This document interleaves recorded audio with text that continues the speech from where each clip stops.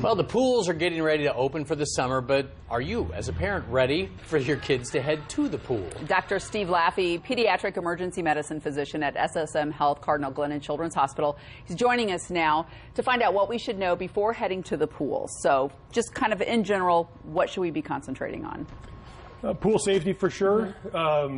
You really can't be too vigilant or too careful with your kids when they're at the pool.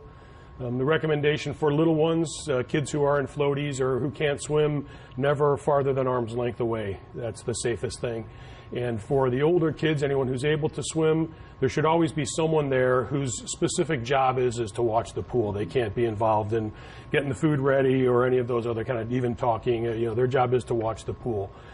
The most common story, one of the common stories we hear is, I turned my back for a minute. Right. I just turned away for a second. So you really can't be too vigilant. Yeah, we've had a lot of those kind of stories. You know, another thing we have in the news often is dry drowning.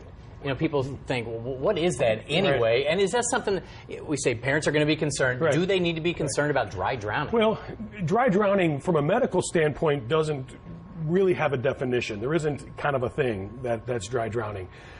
Most drownings, even fatal drownings, involve a fairly small amount of water that actually gets in your lungs. So wet, dry, that is not really a term that, again, medically has a lot of, isn't very helpful. What I think mostly that generally refers to when you read about that are cases where kids were thought not to have had much of a problem and then get sick later. I think that's probably what most people are thinking of when they use that term.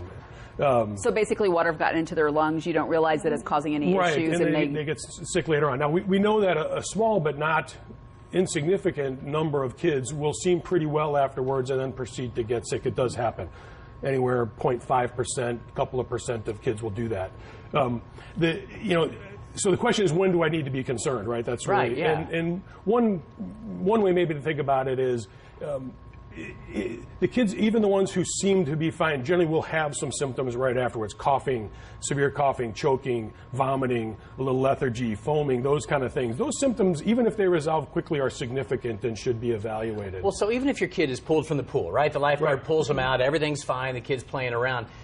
At some point, you still need to take them to the doctor then. Probably should have checked out to be safe. Well, a kind of a rule of thumb, if they have symptoms any more than what you might expect from a little sip of water going down the round pipe at the dinner table. Okay. If it's more severe than that, if they really are having a hard time, even if they get better quickly, if they had that kind of incident, it's probably worth having them checked out.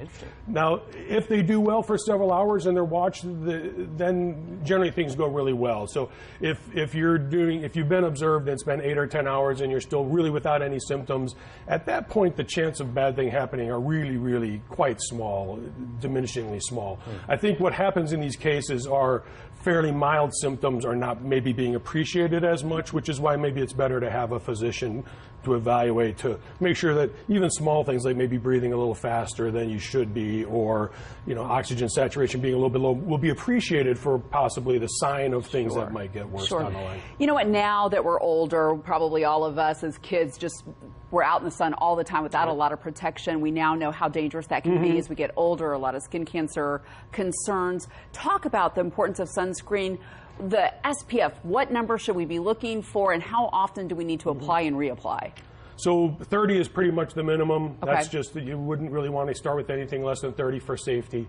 And then apply it early and apply it often. That's the way to think about it. You should always try and apply it before you go out, before you get out in the sun.